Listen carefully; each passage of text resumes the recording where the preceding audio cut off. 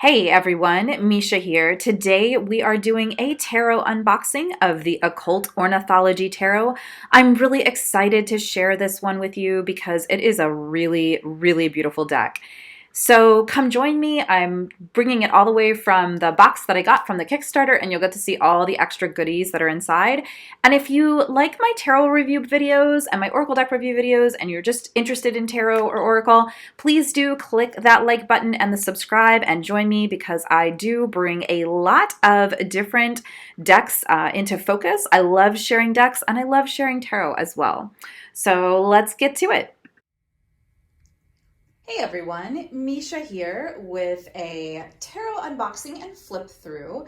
Today I am sharing the Occult Ornithology Tarot by KS Whittle. Now, this was a tarot deck that I originally backed on Kickstarter, and I don't even know why, or not why, I know why, but I don't even know when.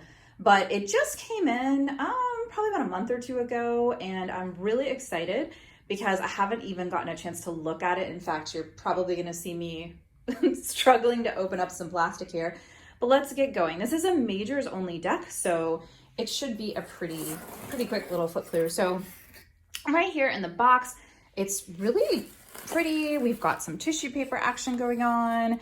It looks like the deck itself is in a nice little sealed bubble wrap package, which is really nice. And you're gonna see me use my favorite knife. This is one of my first knives that I ever got. My friend Dan gave it to me. It's a Kershaw, which is my favorite brand of knife.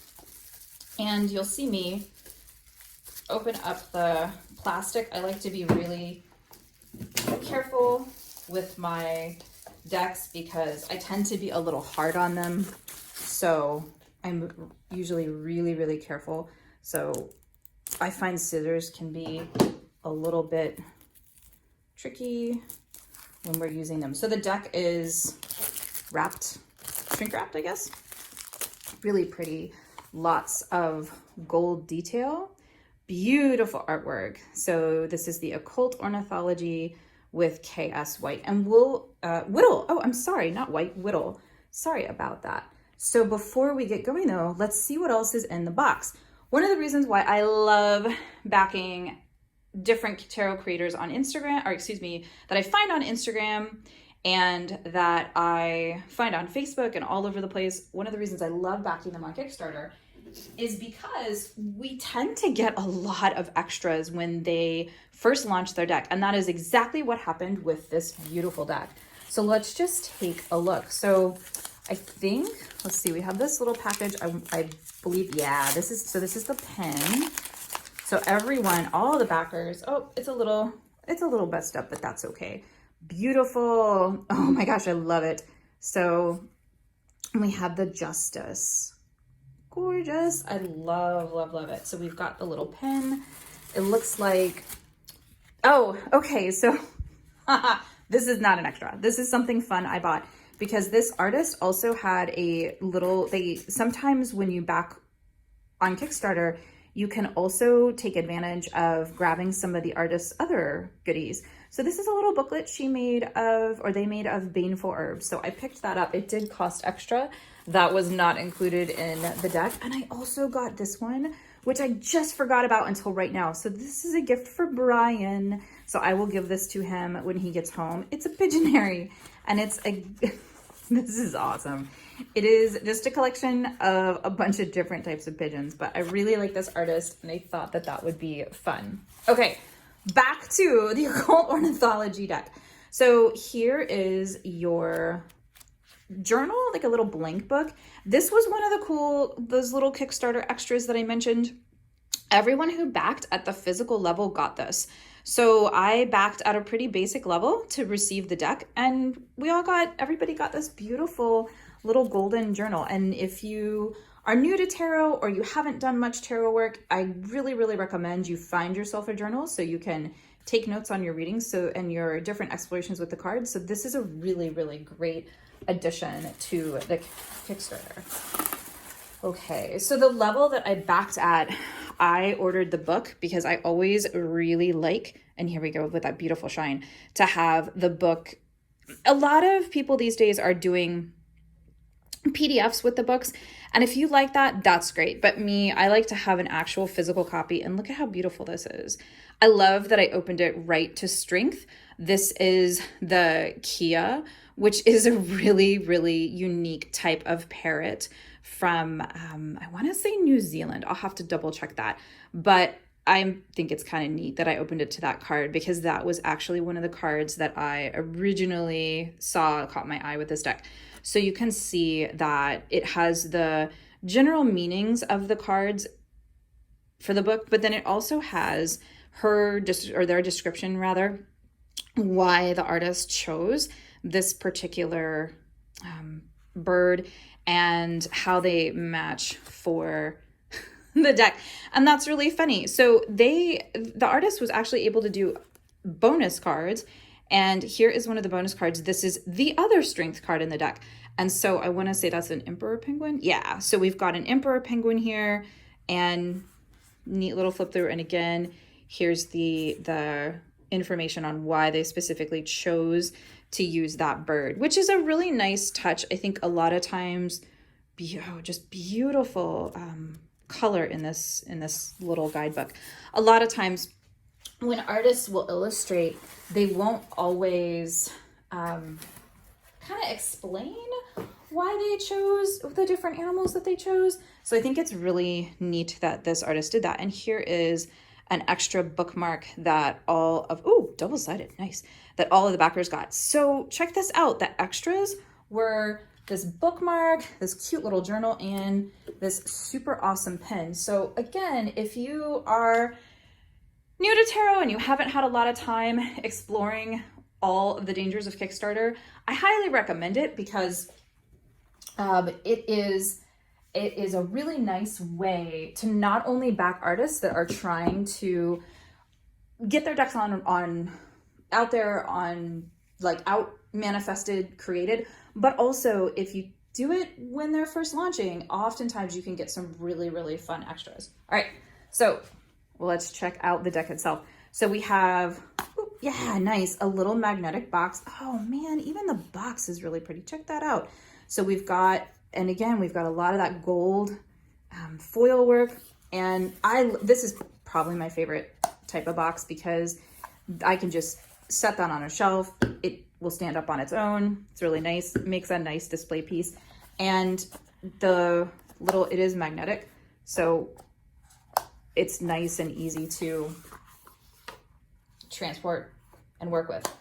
I don't know if I said this before, but this is a majors only deck. So what that means is you only get the majors. Hopefully that is pretty apparent. But for those of you that are new to tarot, a tarot deck usually has majors and minors. And in a majors only deck, you're only going to see the majors. So you won't get the suit of wands, cups, swords, pentacles, the court cards. You won't get any of the minors, none of the court cards, just the majors. But because this deck received such an excellent backing, I'm trying to be better about my gender assumptions. The artist was able to come up with some extra cards, which is really cool, because that means that they were able to make a major deck a little bit larger.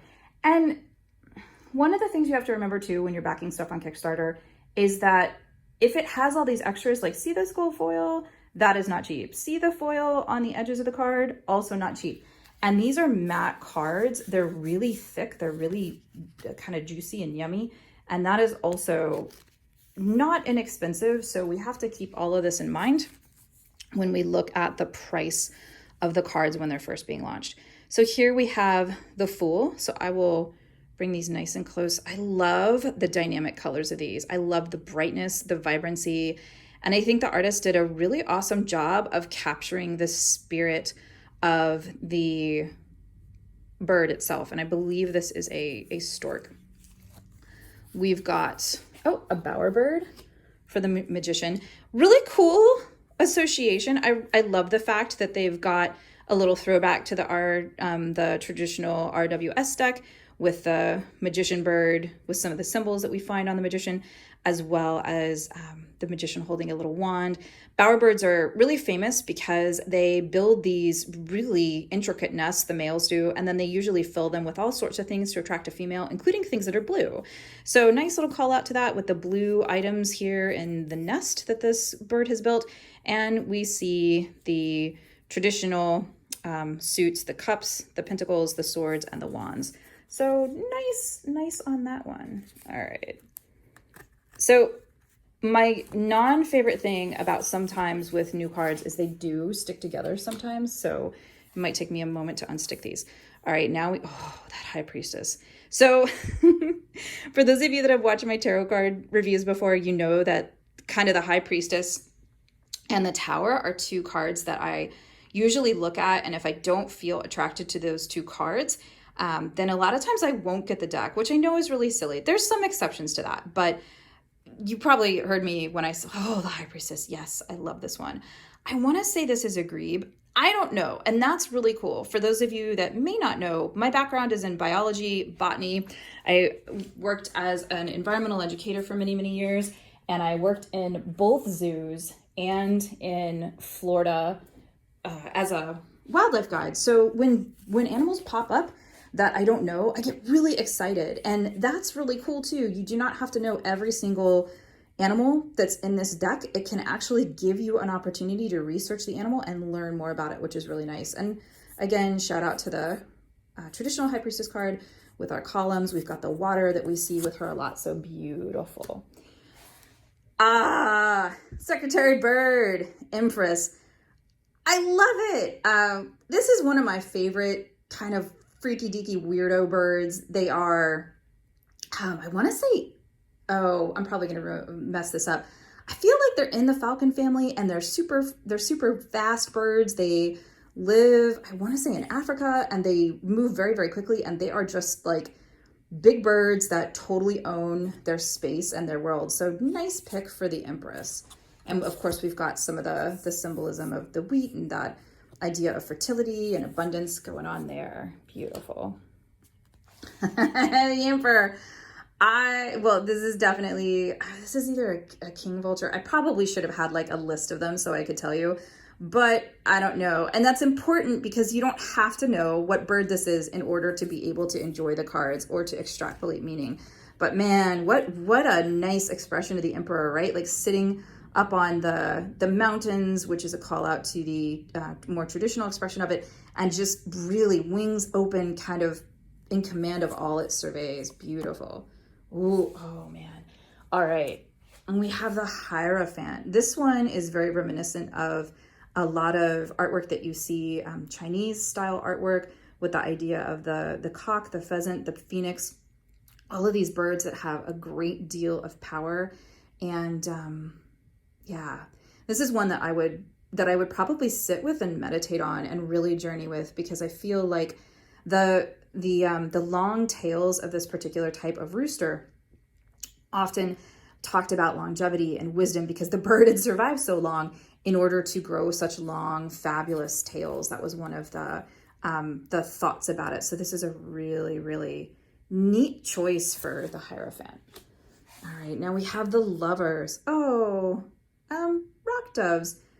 For those of you who don't know, rock dove is another name for the pigeon. So hell yeah, artist, way to choose a bird that most people are pretty meh about to express the lovers. You know what's cool though about pigeons? We see them, at least here in the States, we see them all the time, and we probably dismiss them, but we never really think about the fact that these creatures that we see all the time actually do play a role in the environment, and they too go through the cycles of life with attraction and love and mating and raising a family, just as all of us do. So really, really nice choice with that one.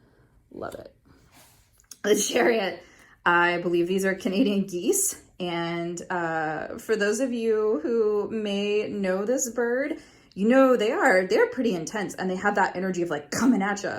So this is a really neat choice for this one I kind of have a moment of whoa, because I have been in situations where Canadian geese have been pretty strong. I wouldn't say aggressive, but they're very good at defending their territory. In some places, geese are used to as watchdogs, actually, and as protecting the flock. So it's a neat idea of that energy of moving forward, of coming forward, of really intentional and direct movement for that card. Cool one. Here's our Kia again. I think I may be getting the Kia confused with another bird, the Kakapau, but I remember the Kia as being a really great strategist and as being a super adaptable bird. They are amazing survivors. They have really had a lot of stressors to their habitat, and they are extremely good at figuring out ways to survive. And parrots in general are just really, they're considered to be some of the most intelligent birds around. And fun fact about parrots, that beak, they can crush, you think about them, they can crush nuts, they can, and I almost think that this is almost a little call to that of being able to crush things open. So they have that strength, right? That incredible ability to break things open. Neat choice for this one, because I think most of us would probably have thought of strength of being like an eagle or some other type of bird. But what I like about the inclusion of the parrot here is we're talking about the physical strength with that beak, but also the mental strength and the intelligence of being able to figure things out. So cool choice for that one for sure. The hermit. Yay, great blue heron. So this is a bird, and it may be another expression of that, but to me this looks like a great blue heron. This is something we see here in Florida all the time. And they really kind of are the hermit. You'll see them with other birds, but they're always kind of off on their own and not really like wanting to deal with anyone else. And just the other day, I saw one swimming, which was super cool. And it was in this pond with probably about 100 black-bellied whistling ducks. And it chose to completely ignore all of them. It just went out and did its own thing and then got out of there. So yeah, perfect. Oh, wow. The Wheel of Fortune. Beautiful. This almost, I'm curious to go back and read in the book what this is supposed to be. At first I was like, is that a hawk? But nope, that is probably a cuckoo or some other type of bird that lays its egg in the nest. So if you look here, you see the one egg is different than all the others, and you have the parents up here. This bird is technically, this is occasionally considered a type of parasitism because the bird comes in, lays the egg, and oftentimes this baby will toss out the other one. So Wheel of Fortune, right? Like some may survive, some may not. If the parents figure out that this bird is an interloper, sometimes they'll toss them out. Otherwise, a lot of times that baby will thrive. So depends. I guess it all depends on the luck of what happens there. But that's a really, really neat choice. Okay, Justice. I want to say this is a carrion crow. And I mean, how can you not love a crow, right? So you've got that beautiful bird sitting on the scales of justice. Call back to our RWS deck. Really beautiful detail. I love the fact that the birds in this they're minimal. Like they're not super detailed, but you can still see exactly what the artist is coming for. I had to laugh a little bit. All right. Hanged Man, pheasant in all of its glory. It looks quite dead. So that's a little brutal, but I also think that it's a really nice, kind of a nice commentary on how the hanged man can appear for us, because we're talking sacrifice, right? So if you think about this pheasant being taken for food, it gave its life so that others may live. And nice little shout out to the leg position that we often see with the hangman, or the arm position and the leg position. Death. I have no idea what these are. I think they're sparrows. I'm excited to read the book and see what the artist was thinking here.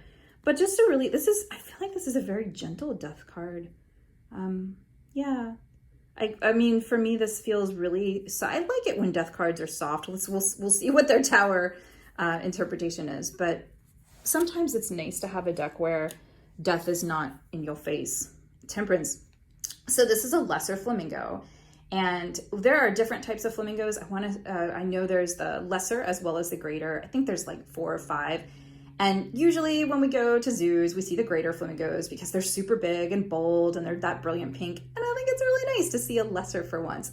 And a nice choice too, because the flamingo you know, they get their color depending upon how much they eat and how much carotenoids are in their food and how much, like, so if you think about little shrimp, and not like the shrimp we get at the grocery store, but like little teeny tiny ones and all the different microscopic things that they're filter feeding through with their beak, they are able to shift their color and balance it out depending upon what they're eating. So you get that sometimes they're bright, sometimes they're soft, and kind of a neat little idea there for temperance. And I haven't read the book, so if you go back and you read the book and you go, that's not what the artist meant. Yeah, no, I totally know. I am pulling on, oh, wow, 20, 25, 30 years of being an environmental educator, being a scientist, working in nature and working with many of these animals, as well as observing some of them in the wild and working with them in zoos. So a lot of what you're getting in this little flip through is personal interaction with the animals, which is kind of cool.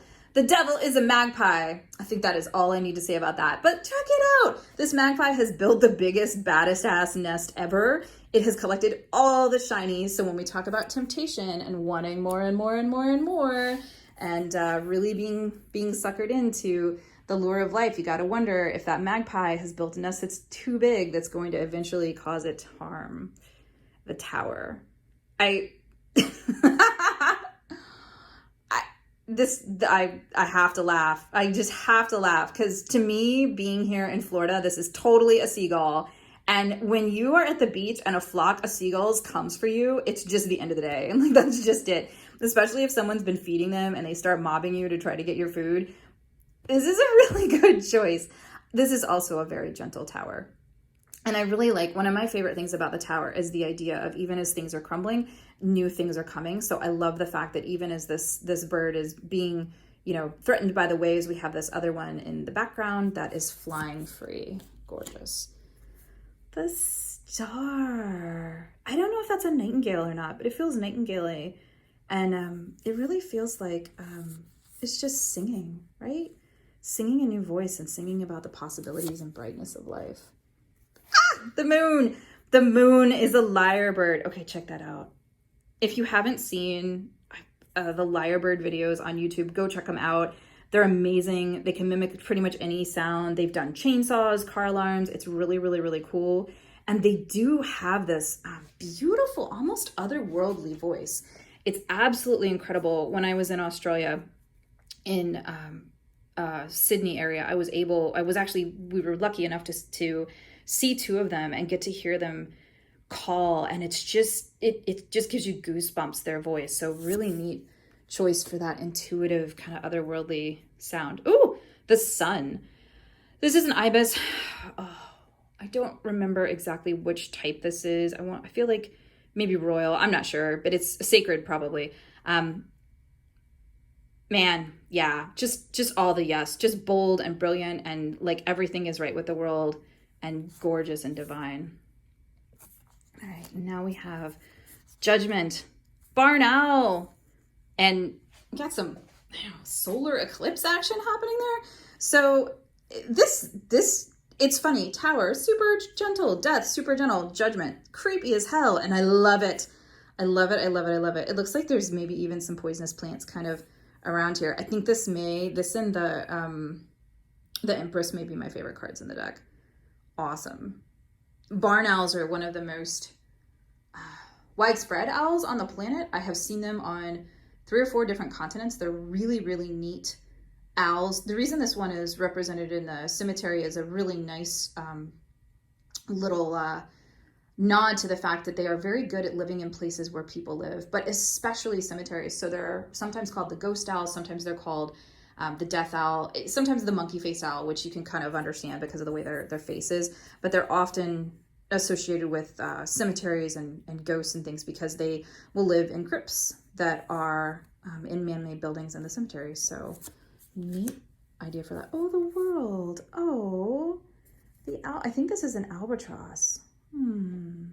Wow. Talk about feeling expansive and just super clear and clean and just big. This card feels really big and really is a nice carry of the energy of the world. Gorgeous. All right. And then we have our 2 bonus cards, which, give me a second, they're actually stuck together. So I'm going to have to try to, oh, if that ever happens too, if you ever get a deck, so these were stuck together. So what I do is I'll bend it really gently and then try to catch my finger on it, and they usually will pop open. So here are 2 bonus cards. We have that bonus Strength that we opened the book on a little bit earlier. Beautiful Emperor Penguin with the Aurora Borealis around it. And again, I know when I opened the book, I glanced at it, and this was talking about the fact that the Emperor Penguins, you know, they're raising those penguin babies in that harsh environment. They are Southern Hemisphere, down in Antarctica, and it's super duper duper cold, and they have to have tremendous strength, not only to be able to have the energy and the resources to lay the egg and hatch it, but they also have to be able to care for the chick. The chick has to be able to survive, and both parents share. The male especially will take care of the baby while the female goes and hunts. Okay, this is awesome. So I am excited to check the book. I don't know what this one specifically is, but it reminds me of a loggerhead shrike. And shrikes are amazing because they are particularly good at sitting in thorns and maneuvering through thorny bushes, but they will also take their prey and impale it on the thorns. So this may not be a loggerhead shrike. This may be some other type of bird that does that. But it's okay if you see something different in the cards. Like, to me, this card, no matter what it is, it's almost definitely going to be a loggerhead shrike. And so I'm going to associate it with that. But that's okay, because that allows me to call forward my own personal interpretations and remembrances of what that means and extrapolate from my own meaning. And that is totally okay. All right. Beautiful deck by KS Whittle, who I apologize, I accidentally called white. This is a gorgeous deck. That is our Occult Ornithology Tarot deck flip through. Again, it's a majors only deck. I think that it is absolutely gorgeous. The card side is awesome. The cards feel great in the hand. They shuffle well. I can show you that really quick without gloves on. If you just pick them up.